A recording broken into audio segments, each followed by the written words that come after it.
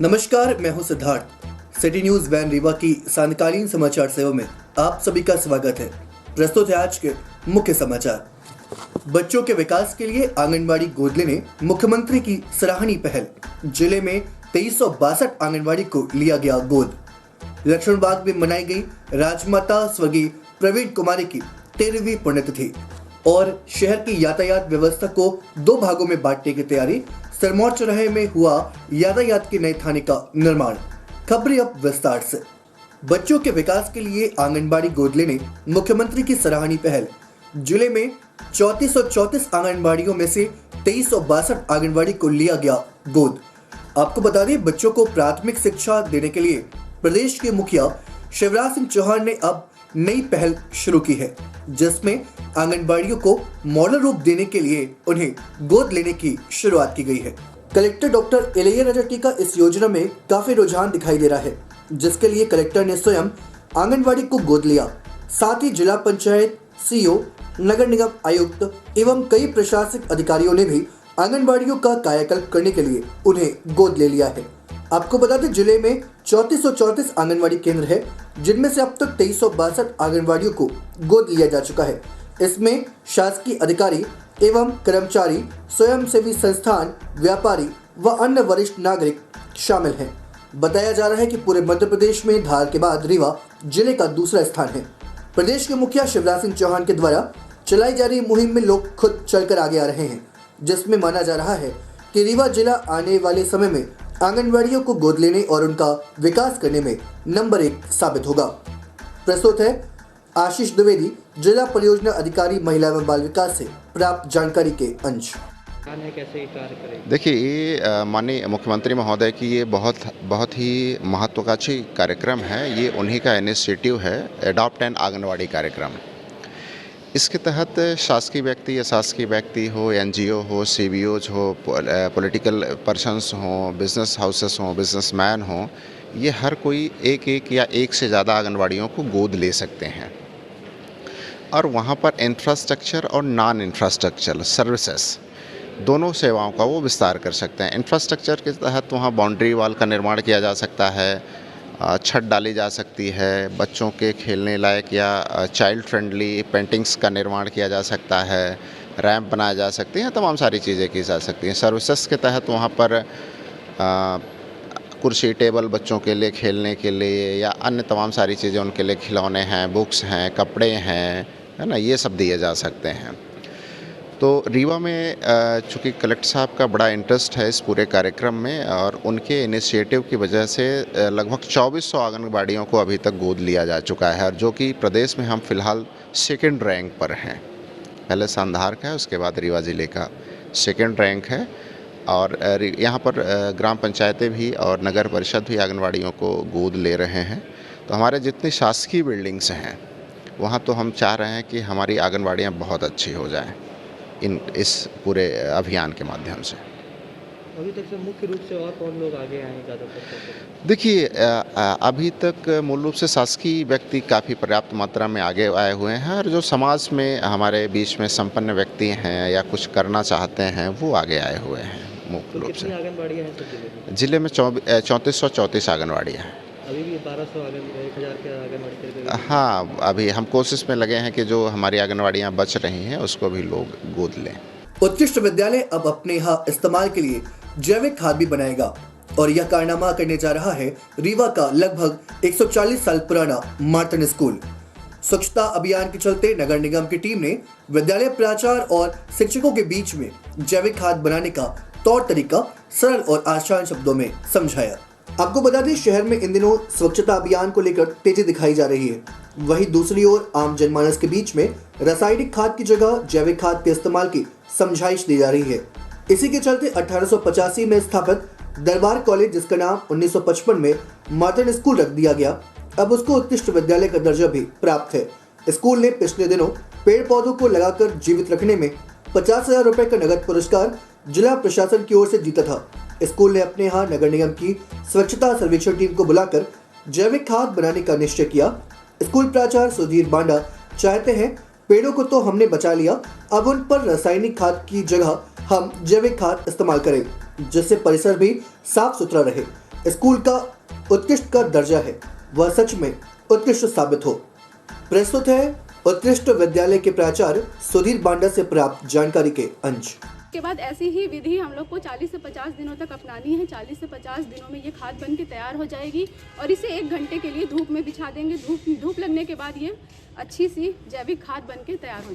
इस विद्यालय को नगर निगम की तरफ से पुरस्कृत किया गया है, तो इसीलिए हम लोगों ने सोचा कि ये कार्यक्रम के थ्रू हम अपने विद्यालय को भी रिप्रेजेंट करेंगे, अपने रीवा शहर को भी रिप्रेजेंट करेंगे कि हमारे विद्यालय में इतने ज़्यादा पेड़ पौधे हैं। तो इसलिए हम लोगों ने जैविक खाद बनाने की सबसे ईजी प्रक्रिया को आगे रखा है।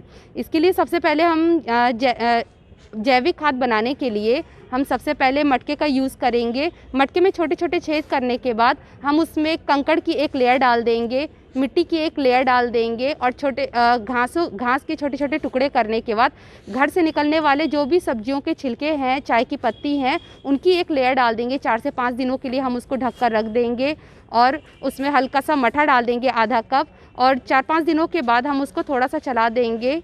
उसके बाद डेली का जो अपने किचन से निकलने वाला वेस्ट मटेरियल है, सब्जियों का छिलका, फलों का छिलका डेली डालते जाएंगे। 50 से 60 दिनों के बाद रखने के बाद हम देखेंगे कि हमारी खाद बनकर तैयार हो गई है और उसके बाद हम 1 घंटे के लिए इसको धूप दिखा देंगे। इससे क्या होगा कि हमारी नेचुरल जो जैविक खाद है वो भी हमें मिल जाएगी।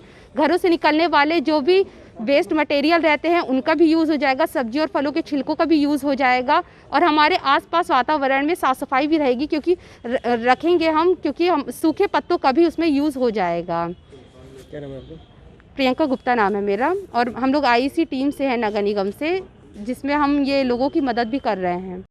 जी सर, ये सर मातन क्रमांक 1 जो है ये ज़िले में प्रथम स्थान प्राप्त किया और हमारे आदरणीय कलेक्टर महोदय और पूर्व मंत्री राजेंद्र शुक्ला जी द्वारा विद्यालय को 50,000 रुपये का इनाम भी दिया गया। और जब से ये इनाम मिला है तो हमारे विद्यालय की पूरी टीम और चपरासी, उनके अंदर एक अलग जुनून है कि हमारे जो पौधे और जो ग्रीन बना हुआ है ये विद्यालय, ये बना रहे। इसी तारतम्य में आज ये नगर निगम की टीम आई हुई है और हम लोगों को ये निर्देश दे रही है कि जैविक खाद आप बनाइए। जो आपके परिसर में इतने पौधे लगे हुए हैं और उनके सूखे पत्ते और बच्चों द्वारा जो भी कागज़ उगज ये फेंका जाता है, उस सबको एकत्रित करके साला भी साफ़ सुथरी रहेगी और आपको जैविक खाद, कंपोस्ट खाद भी प्राप्त होगी। जो पौधों में आप उपयोग करेंगे तो रासायनिक खाद से ज़्यादा उनमें वृद्धि होगी।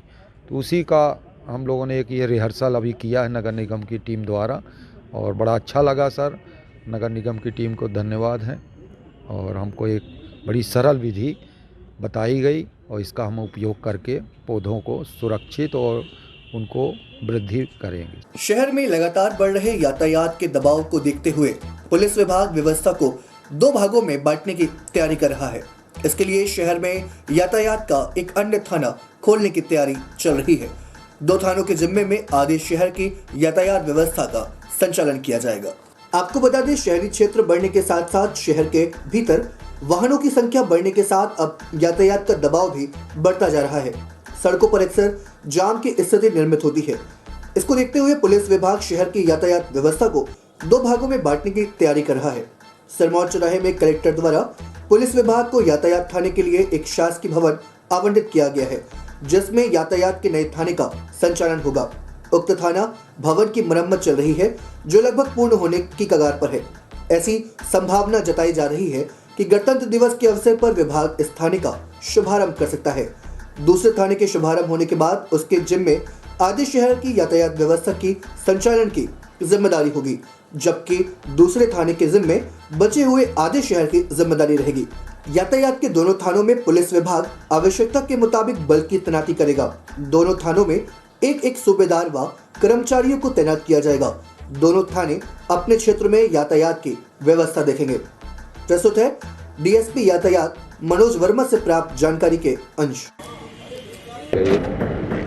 ये हमारे वरिष्ठ अधिकारियों ने, कलेक्टर साहब, एसपी साहब ने शहर यातायात व्यवस्था को निर्णय लिया है कि एक जगह थाना होने से थोड़ा सा कंट्रोलिंग में समस्या थी, तो इसको 2 भवनों में लगभग 2 थानों का संचालन के लिए ये व्यवस्था एसपी साहब, कलेक्टर साहब ने दी है तो ये अगले हफ्ते तक या जल्दी फाइनल तैयार हो जाएगा। फिर इसमें क्षेत्रवार, थानावार, इसमें 2 थाने संचालित किए जाएंगे। कितना क्या बल रहेगा यहाँ और कितना ये सब लाभ निर्णय मिलेगा?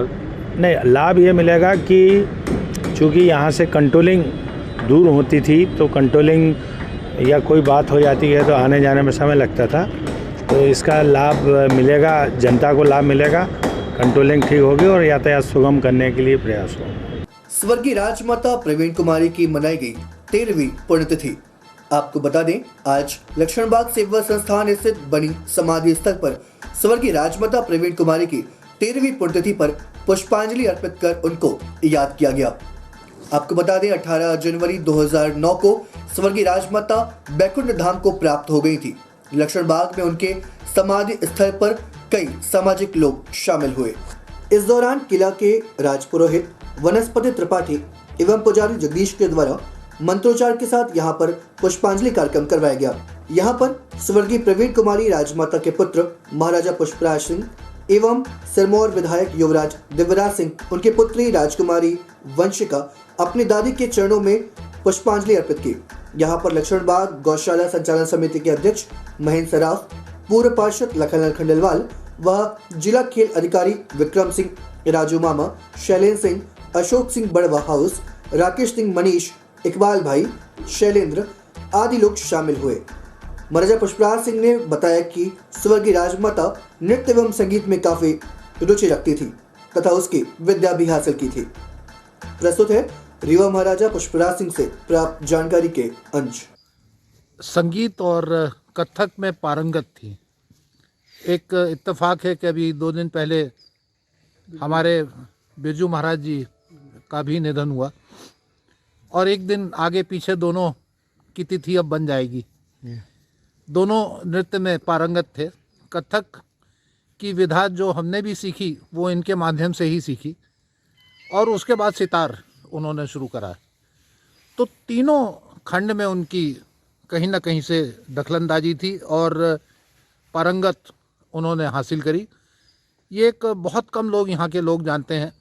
सुना है कि वो अच्छा डांस करती थी, सुना है कि अच्छा गाना गाती थी, सुना है कि अच्छा सितार बजाती थी, लेकिन हमने तीनों विधाएं बहुत करीब से उनकी देखी। उसके अलावा जो उस समय डिस्टेंस बहुत ज़्यादा हुआ करता था, माना जाता था, दूरियां बहुत थीं कच्छ से लेके यहाँ तक, लेकिन धारा प्रवाह बघेली बोलना एक बहुत उनकी विशेषता थी। उन्होंने पूरे तरीके से बघेली सीखी और बघेली में भाषण भी देती थी। खेलों में रुचि? खेल में उनका बैडमिंटन में रुचि थी। भोजन बनाने में गुजराती खाना और बघेली खाना पसंद करती थी। आज उनकी कौन सी तिथि? 22-23 जनवरी को बूंदाबांदी की संभावना, फिर बदले का मौसम, धुंध की आगोश में रहा शहर। आपको बता दें, मौसम विभाग ने येलो अलर्ट जारी किया है, जिसमें बताया गया है कि रीवा, सतना, सीधी, टीकमगढ़, छतरपुर, सिंगरौली, ग्वालियर, दतिया व भिंड जिलों में कोल्ड डे के साथ कहीं कहीं तीव्र शीतल दिन रहने की संभावना है।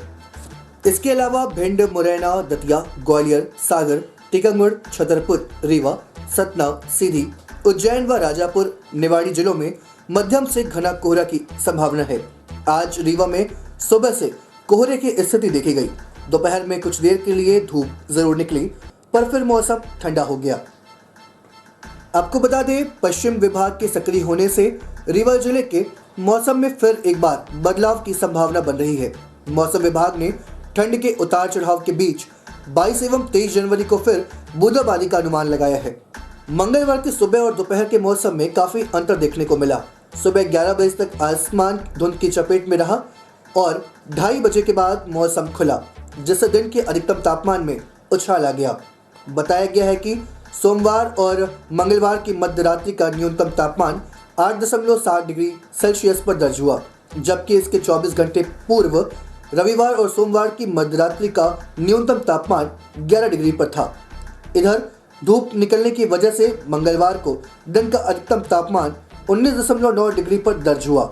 मौसम विभाग से जुड़े जानकारों का कहना है कि 4 दिनों तक रात के न्यूनतम तापमान में गिरावट या स्थिरता की स्थिति रहेगी। इसके बाद 22 जनवरी की रात से न्यूनतम पारा में उछाल आने की संभावना बनेगी। दिन का पारा लगभग इसी तरह का रहेगा।